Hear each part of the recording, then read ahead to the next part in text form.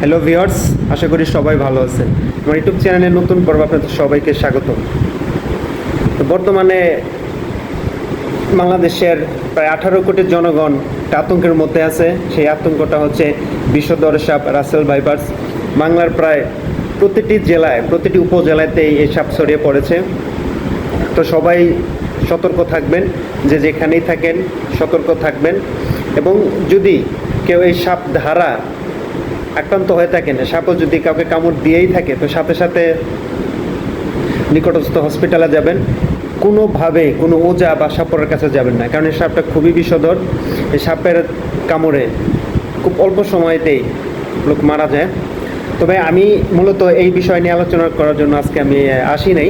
আমি আজকে আলোচনা করব বাংলাদেশ ক্রিকেট বোর্ড নিয়ে। ইতিমধ্যেই সোশ্যাল মিডিয়াতে অনেকেই প্রতিবাদ করেছে, অনেকেই অনেক কথা বলেছে। তবে আমি বলতে চাই, আমি একজন দেশের নাগরিক হিসাবে আমি বলতে চাই, বর্তমানে রাসেল ভাইপার যে সাপ আছে, বিষধর সাপ, তার থেকেও বেশি বিষধর সাপ যারা ক্রিকেট বোর্ডে আছে, যারা ক্রিকেট বোর্ডের সাথে জড়িত, তারা এই রাসেল ভাইপার সাপের থেকেও বিষাক্ত। তারা ক্রিকেট বোর্ডটাকে কুরে কুরে খাচ্ছে এবং দিন দিন ক্রিকেট বোর্ডটাকে ধ্বংসের পথে নিয়ে যাচ্ছে। ক্রিকেট বোর্ডের সাথে যারা জড়িত, এরা স্বার্থলোভী। এরা ক্রিকেট বোর্ডের টাকা লুটে পুটে খাচ্ছে। তারা মন গড়া কমিটি গঠন করতেছে, তাদের মন গড়া একাদশ গঠন করতেছে, যেখানে অনেক সিনিয়র প্লেয়াররা, অনেক ভালো ভালো প্লেয়াররা বাদ করে যাচ্ছে। কিছু কিছু ছেলেদের তারা নিচে, কিছু কিছু প্লেয়ারদের তারা নিচে, তারা এক বল ডিফেন্স করে মাঝে থাকতে পারে না, তাদেরকে তারা চয়েস করেছে, তাদেরকে তারা একাদশে রেখেছে। যারা একটা বল চোখে দেখে না, বল ব্যাটে করতে পারে না, কোন দিক দিয়ে বল যে স্টাম্পে লাগে তারা চোখে দেখে না, তারা সরকারি টাকা খেয়ে খেয়ে শরীরে চর্বি জমে গেছে। তো দোষ তাদের না, যারা কমিটিতে আছে তাদের মূলত দোষ। তারা তাদেরকে সুযোগ দিয়েছে, ভালো ভালো প্লেয়ারদেরকে বাইরে রেখে তারা সুযোগ দিয়েছে। এই কিছু নাদান, কিছু মূর্খ লোকের সিদ্ধান্তের কারণে বাংলাদেশ টিমটা আজকে দিন দিন ধ্বংসের পথে চলে যাচ্ছে। বাংলাদেশের 18 কোটি মানুষের প্রাণের খেলাই ক্রিকেট খেলা। সেই ক্রিকেট খেলা আজকে দিন দিন ধ্বংসের পথে চলে যাচ্ছে।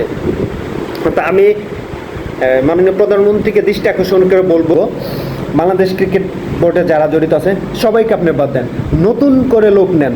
আমি একটা কথা বলতে চাই, বাংলাদেশের ক্রিকেট বোর্ডের সভাপতি হিসাবে আমি একজন লোককে দেখতে চাই, হচ্ছে 18 কোটি বাঙালির প্রাণের প্রিয় বাংলাদেশ ক্রিকেট বোর্ডের নাকি নামি দামি একজন প্লেয়ার ছিলেন এবং খুবই একদম আস্থাভাজন একজন অধিনায়ক ছিলেন, যার নেতৃত্বে Bangladesh cricket board, Bangladesh cricket team অনেক এগিয়ে চলেছেন, অনেক দূর এগিয়ে যেয়েছে।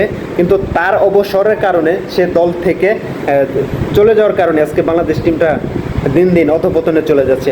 আমি বলতে চাই, সেই মাস্টাফি বিন মুর্তজা ভাইকে ক্রিকেট বোর্ডের সভাপতি করা হোক এবং কমিটিতে রাখা হোক আমাদের ব্যারিস্টার সুমন ভাইকে। কারণ এই দুইজন লোক যদি বাংলাদেশ ক্রিকেট বোর্ডে থাকে, অবশ্যই Bangladesh cricket board, Bangladesh cricket team ভালো কিছু উপহার দেবে।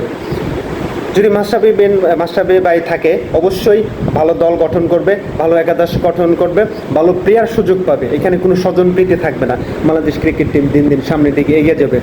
এবং ব্যারিস্টার সুমন ভাই যদি এই দলের সাথে জড়িত থাকে, ক্রিকেট বোর্ডের সাথে জড়িত থাকে, ক্রিকেট বোর্ডের যে বাজেটটা আসে সেটা সুষ্ঠু ব্যবহার হবে, এখানে কোনো প্রকার দুর্নীতি হবে না। এই ক্রিকেট বোর্ডে বিশ্বকাপ উপলক্ষে আপনি 900 কোটি টাকা বাজেট দিয়েছেন, সেই 900 কোটি টাকার কিন্তু 9 পয়সারও কোনো উপকার আসে নাই। আজকে আপনি চিন্তা করে দেখেন, সিলেটবাসী বন্যায় আক্রান্ত, তারা কোনোভাবেই জীবনযাপন করতে পারতেছে না, তাদের জীবনযাপন দুর্বিষহ হয়ে পড়েছে। আজকে যদি আপনি ক্রিকেট বোর্ডে এই 900 কোটি টাকা বাজেট না দিয়ে যদি আজকে সিলেট বোর্ডের বন্যার্তদের মানুষের কাছে বিতরণ করে দিতেন, তাদেরকে খাবার দাবার ব্যবস্থা করে দিতেন, তাদের বাসস্থানের ব্যবস্থা করে দিতেন, তারা উপকৃত হতো। অথচ আপনি এই ক্রিকেট বোর্ডে 900 কোটি টাকা বাজেট দিয়েছেন, যার 9 পয়সারও কোনো উপকার আসে নাই। এখানে উপকার আসে না এই কারণেই কিছু মূর্খ এবং কিছু স্বার্থলোভী ব্যক্তিত্বের কারণে, যারা ক্রিকেট বোর্ডটাকে দিন দিন কুরে কুরে কুরে করে খাচ্ছে। তাদের অবহেলার কারণে আজকে ক্রিকেট বাংলাদেশে 18 কোটি মানুষের প্রাণের খেলা ক্রিকেট খেলা দিন দিন অধঃপতনে চলে যাচ্ছে। আজকে যারা কমিটিতে জড়িত আছে, তারা হারা জিতা নিয়ে তাদের কোনো মাথা ব্যথা নাই। বাংলাদেশ কার সাথে হারতেছে, কার সাথে জিততেছে, তাদের কোনো মাথা ব্যথা নাই। তারা শুধু তাদের স্বার্থের দিকে নজর রাখে, কোন দিকে তারা এই ক্রিকেট বোর্ডের টাকা লুটপাট করে খাবে সেই দিকে তারা নজর রাখে। আফগানিস্তানের সাথে খেলাটা হয়েছে তারা ইচ্ছাকৃতভাবে হেরেছে। আফগানিস্তানের সাথে তারা ম্যাচ ফিক্সিংয়ের মাধ্যমে তারা এই আফগানিস্তানের সাথে হেরেছে। কারণ এই পর্যায়ে এসে এই সেমিফাইনাল খেলার সুযোগ হাতছাড়া কেউ করে না। এই 8 বলে 9 রান করতে পারে না, এটা তাদের সাজানো একটা নাটক।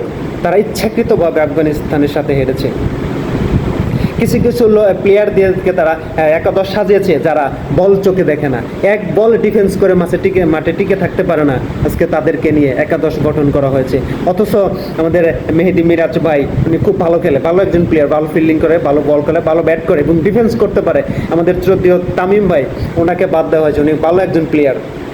অথচ কিছু কিছু লোক নেওয়া হয়েছে তারা বল চোখে দেখে না, তারা বল ব্যাটে করতে পারে না। আপনি একটা খেলায় দেখে সবাই দেখেছেন, জাকির আলী নামে একটা প্লেয়ার, সে ব্যাট ভেঙে ফেলতেছে, সে ব্যাট ভেঙে সে বাহুবলী হতে চাচ্ছে, অথচ সে বল ব্যাটে লাগাইতে পারে না। আর যেটাও লাগে 10 ফুটের বেশি পাঠাইতে পারে না। যেই প্লেয়ার দূরে পাঠাইতে পারে না সেই প্লেয়ার ব্যাট ভেঙে নিজেকে বাহুবলী সাজতে চায়।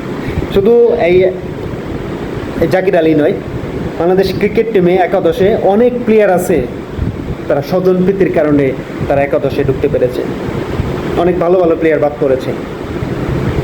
তো আমি মাননীয় প্রধানমন্ত্রীকে দৃষ্টি আকর্ষণ করে বলবো, এখনও সময় আছে, বাংলাদেশ ক্রিকেট বোর্ডটাকে নতুন করে সাজান। 18 কোটি মানুষের প্রাণের প্রিয় খেলা ক্রিকেটটাকে এখনও বাঁচিয়ে রাখেন, চেষ্টা করেন। এখন না হলে যেভাবে দিন দিন ক্রিকেট খেলা অধপতনে চলে যাচ্ছে, এভাবে যদি চলতে থাকে বাংলার মানুষ আর ক্রিকেট খেলা দেখবে না। যদি আপনি ক্রিকেট খেলার এই ক্রিকেট টিমের এই কমিটি যদি আপনি নতুন করে না সাজান, বাংলাদেশ ক্রিকেট খেলাকে বন্ধ করে দেন, বাংলাদেশ ক্রিকেট খেলার কোনো প্রয়োজন নাই। আপনি এক একটা প্লেয়ারকে লাখ লাখ টাকা বেতন দিয়ে রেখেছেন, যারা কোনো উপকারেই আসে না। অথচ আপনার বাংলার মানুষও দেখেন, এখনও অনেক মানুষ আছে দুবেলা দুমুঠো খেতে পারে না, দিন শেষে মাথা গোঁজার ঠাঁই পায় না। আপনি ক্রিকেট বোর্ডে যে বাজেটটা দিচ্ছেন, সেই বাজেটটা সাধারণ জনগণের মাঝে বিতরণ করে দেন, তাদের খাদ্যের ব্যবস্থা করে দেন, তাদের মাথা গোঁজার ঠাঁইয়ের জন্য আবাসন করে দেন। সারা জীবন তার পরিবার পাবে, সারা জীবন আপনার জন্য দোয়া করবে। কিন্তু এই যে ক্রিকেট বোর্ডে যে লাখ লাখ কোটি কোটি হাজার হাজার কোটি টাকা খরচ করে যে কিছু প্লেয়ার পালতেছেন, কিছু নাদান পালতেছেন, কিছু কমিটির লোক রেখেছেন, একে দিয়ে আপনি 1 পয়সার উপকার হবে না, বাংলাদেশের 1 পয়সার উপকার আসবে না। আমি মাননীয় প্রধানমন্ত্রীকে দৃষ্টি আকর্ষণ করে বলতে চাই, এখনও সময় আছে। বাংলাদেশের 18 কোটি মানুষের প্রাণের প্রিয় খেলা ক্রিকেট খেলা, এই ক্রিকেট খেলাকে যদি আপনি বাঁচিয়ে রাখতে চান, তাহলে এই ক্রিকেট টিমের সাথে যারা জড়িত আছে আপনি সবাইকে বাদ দেন, সবাইকে বাদ দিয়ে নতুন করে পরিপূর্ণভাবে একটা ক্রিকেট বোর্ড গঠন করেন। আশা করি অবশ্যই বাংলাদেশ ক্রিকেট টিমে ভালো ভালো প্লেয়ার আসবে, সামনের দিকে এগিয়ে যাবে। আপনি ক্রিকেট বোর্ডের যে সভাপতি আছেন, ওনার বক্তব্য শুনলে আপনি ওনার শুধু নেক্সট বিশ্বকাপ টার্গেট, নেক্সট বিশ্বকাপ করতে করতে করতে করতে ওনার এক কবরে চলে যাওয়ার অবস্থা হয়ে যাচ্ছে। উনিও এবারও বলতে যাচ্ছে নেক্সট বিশ্বকাপ, উনি আর কত নেক্সট বলবে? কবরে গেলে কি সেই কবরে ওইখানে আরেকটা বিশ্বকাপ হবে? সেইখানে ওইখানে আমার মনে হচ্ছে যে ওইখানেও সে বলবে নেক্সট বিশ্বকাপে। স্বার্থলোভী ব্যক্তিত্বর কারণে বাংলাদেশ ক্রিকেট টিম আজকে ধ্বংসের পথে চলে যাচ্ছে। মাননীয় প্রধানমন্ত্রীকে দৃষ্টি আকর্ষণ করে বলবে, কোচ রেখেছেন হাতুড়ি সিং, ওনাকে দিয়ে কোনো সময় বাংলাদেশ ক্রিকেট টিমে ভালো কিছু আশা করে নাই। বাংলাদেশে উনি যতদিনে কোচ হিসেবে ছিলেন, কোনো সময় বাংলাদেশ টিম ভালো করে নাই। উনি হাতুড়ি সিং, উনি নিজের স্বার্থের জন্য কাজ করেছে, দলের জন্য কোনো কিছুই করে না। উনি তো বাইরের দেশের প্লেয়ার, উনি বাংলাদেশের ক্রিকেট খেলার হারা জিতা নিয়ে ওনার কোনো মাথা ব্যথা নাই। দল পরিচালনা করতেছে, খেলাইতেছে, ওনার বেতন পাচ্ছে, লাখ লাখ কোটি কোটি টাকা উনি বেতন পাচ্ছে। উনি এই হাতুড়ি দিয়ে বাংলাদেশের 18 কোটি মানুষের হৃদয়ে থেকে চূর্ণ বিচূর্ণ করে দিয়েছে। ওনার নেতৃত্বের কারণে, ওনার গাফলতির কারণে আজকে বাংলাদেশ খেলা দিন দিন অধপতনে চলে যাচ্ছে। আর কতটা অবনতি হলে বাংলাদেশ ক্রিকেট বোর্ডে বাংলাদেশে যারা জড়িত আছে, বাংলাদেশের ঊর্ধ্বতন কর্তৃপক্ষ যারা আছে, তাদের দৃষ্টিগোচর হবে? বাংলাদেশের ক্রিকেট বোর্ডটা, বাংলাদেশের ক্রিকেট টিমটা আর কত নিচে চলে গেলে তাদের এই মাথার টনক নড়বে? এভাবে যদি চলতে থাকে, বাংলার 18 কোটি মানুষ কিন্তু রাস্তায় নেমে পড়বে, তারা কিন্তু আন্দোলন করবে। এখনো সময় আছে, বাংলাদেশ ক্রিকেট বোর্ডটাকে নতুন করে গঠন করে বাংলাদেশের প্রাণের প্রিয় খেলা ক্রিকেট খেলাকে বাঁচিয়ে রাখেন, যারা ক্রিকেট বোর্ডে যারা জড়িত আছে, এরা কিন্তু স্বার্থলোভী। এরা নিজের স্বার্থের জন্য অনেক কিছু করতে পারে। দলের হারা জেতা নিয়ে এদের কোনো মাথা ব্যথা নেই। কার সাথে হারলো, কার সাথে জিতলো, এদের কোনো মাথা ব্যথা নেই। তো সবাই ভালো থাকবেন। আমি বাংলাদেশের একটা নাগরিক হিসাবে এই কথাগুলো আমার বলা উচিত ছিল, আমি ব্যক্তিগতভাবে মনে করি। কথাগুলো অনেকেরই হয়তো বা খারাপ লাগতে পারে। আর বাংলাদেশে এমন একটা পরিস্থিতি এখন তৈরি হয়ে গেছে, বেশি কিছু বলা যায় না।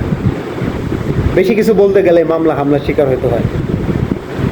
তো যাই, বাংলাদেশের নাগরিক হিসাবে কিছু কথা মনে করি যে বলা উচিত ছিল, তাই আজকে আমি কথা বললাম। সবাই ভালো থাকবেন, সুস্থ থাকবেন। আমার কথাগুলো যদি ভালো লাগে, যদি আমার কথায় যুক্তিকতা থাকে, তো সবাই সাপোর্ট করবেন, পাশে থাকবেন। আশা করি ভবিষ্যতেও একদম প্রতিবাদীমূলক ভিডিও নিয়ে আপনাদের মাঝে হাজির হব। সবাই ভালো থাকবেন, সুস্থ থাকবেন। খোদা হাফেজ।